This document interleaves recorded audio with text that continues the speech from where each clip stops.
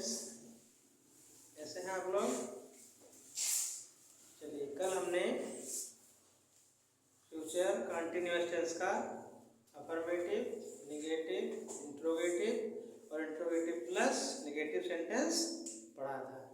ठीक है, कल हम पढ़ेंगे, आज हम पढ़ेंगे फ्यूचर परफेक्ट टेंस। ठीक है, हेडिंग डालिए फ्यूचर परफेक्ट टेंस।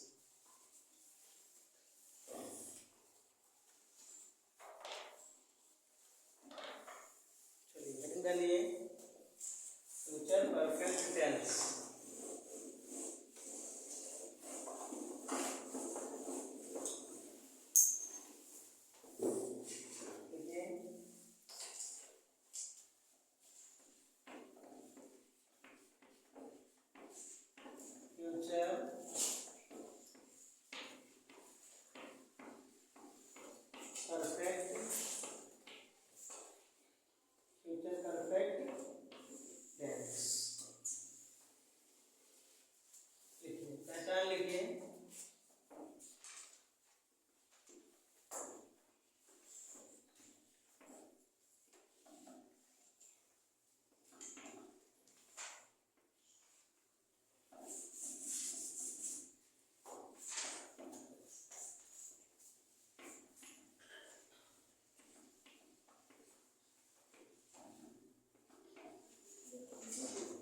पहचान लिखिए।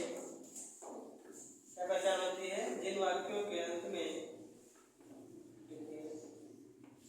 जिन वाक्यों के अंत में जिन वाक्यों के अंत में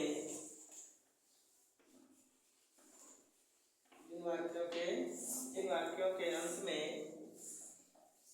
क्या होगा? जिन वाक्यों के अंत में चुका होगा, जिन वाक्यों के अंत में चुका होगा, चुकी होगी, चुकी होगी, चुकी होगी, चुके होंगे, चुके होंगे, लिया होगा, लिया होगा, दिया होगा, दिया होगा आदि शब्द आते हैं। आदि शब्द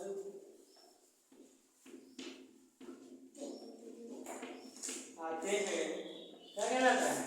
यानी जिन वाक्यों के अंत में चुका होगा, चुकी होगी, चुके होंगे, लिया होगा, दिया होगा आदि शब्द आते हैं, क्या कहलाता है? Future perfect tense. क्या कहलाता है? फ्यूचर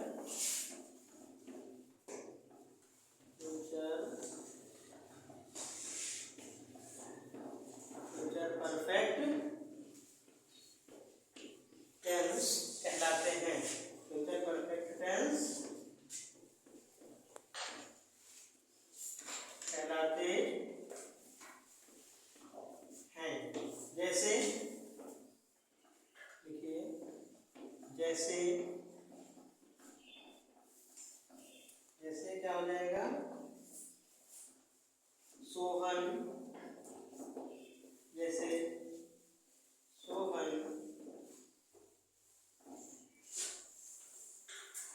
जैसे सोहन,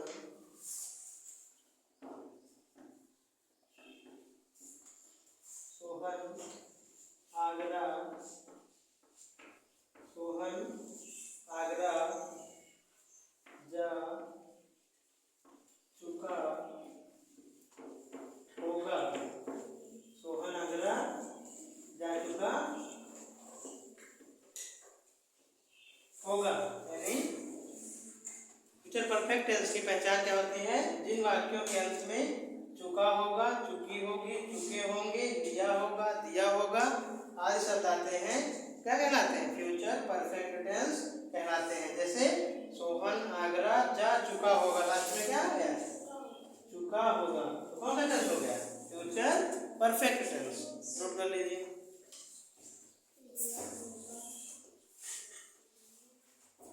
जल्दी नोट करिए।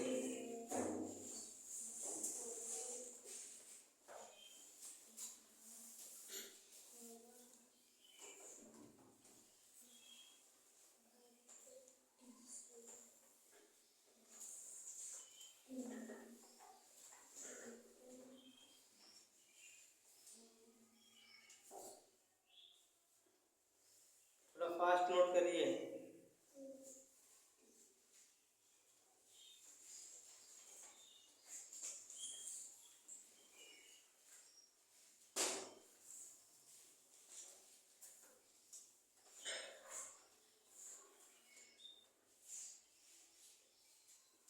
हो गया पीछे।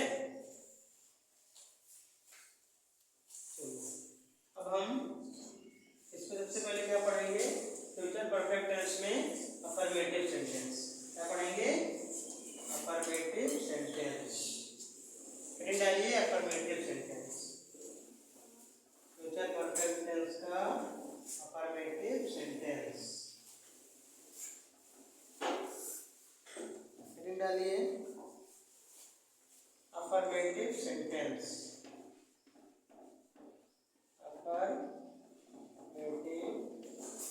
सेंटेंस यानी सकारात्मक वाक्य, अफर्मेटिव सेंटेंस। ठीक है, चलिए फार्मूला लिखिए सिंगुलर का, थोड़ा फास्ट नोट करिए। सिंगुलर क्या होगा, सब्जेक्ट पे विल,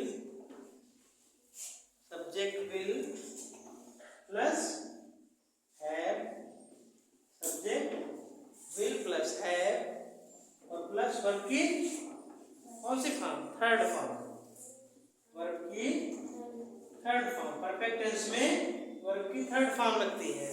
ठीक है, चाहे प्रेजेंट परफेक्ट हो या पास्ट परफेक्ट हो या फ्यूचर परफेक्ट हो, सबके साथ में वर्ब की थर्ड फॉर्म ही लगती है। ठीक है, चलिए तो subject will plus have plus verb की थर्ड फॉर्म और प्लस ऑब्जेक्ट। ठीक है, सब्जेक्ट सिंगुलर नंबर हो या plural number, subject will plus have plus verb की थर्ड फॉर्म प्लस ऑब्जेक्ट। अगर आई भी दिया है, प्लूरल में आई भी आता है, अगर सब्जेक्ट हमारा आई भी दिया है तो क्या हो जाएगा, subject plus shell plus have, subject plus shell plus have plus verb की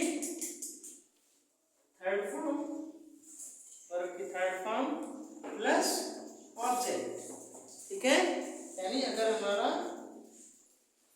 सब्जेक्ट सिंगुलर है या प्लूरल है तो विल का प्रयोग, अगर प्लूरल में है और आई भी दिया है तो आई भी के साथ शैल का प्रयोग, तो सब्जेक्ट शैल हैव वर्ब की third form plus object. Note हो गया। चलिए अब हम एक सेंटेंस बनाते हैं इसमें।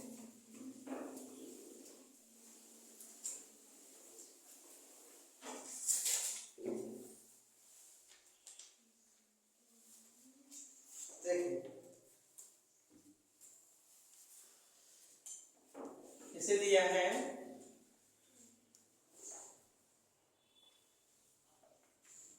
सोहन, सोहन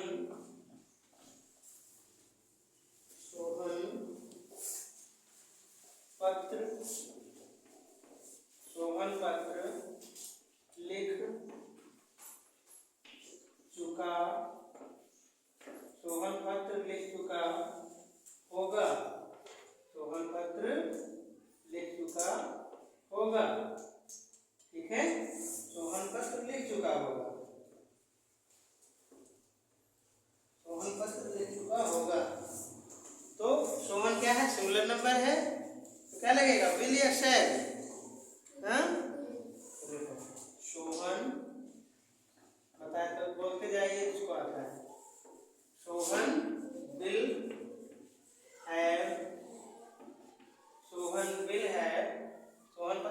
चुका होगा। सोहन विल हैव लिखने का राइट, और राइट का थर्ड फॉर्म क्या? Write first form, wrote second form और रिटन थर्ड फॉर्म। तो सोहन विल हैव रिटन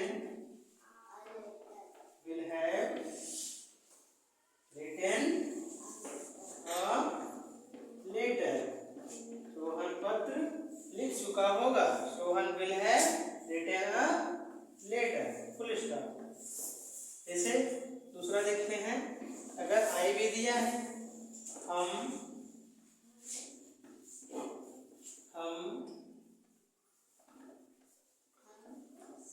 मैदान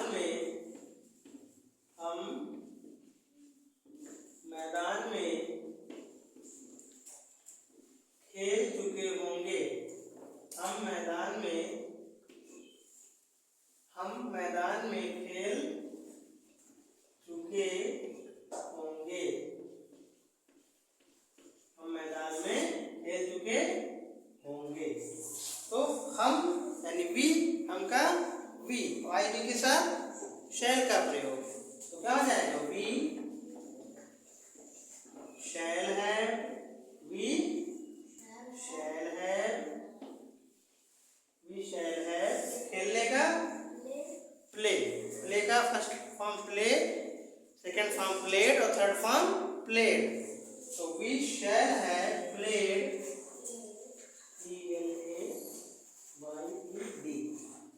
तो वी शैल हैव प्लेड कहाँ पे? In the field. कहाँ पे? In the field, in the field, यानी हम मैदान में खेल चुके होंगे।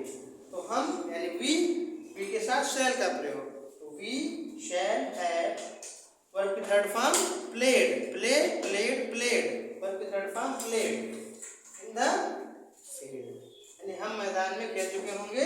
We shall have played in the field. Note कर लीजिए।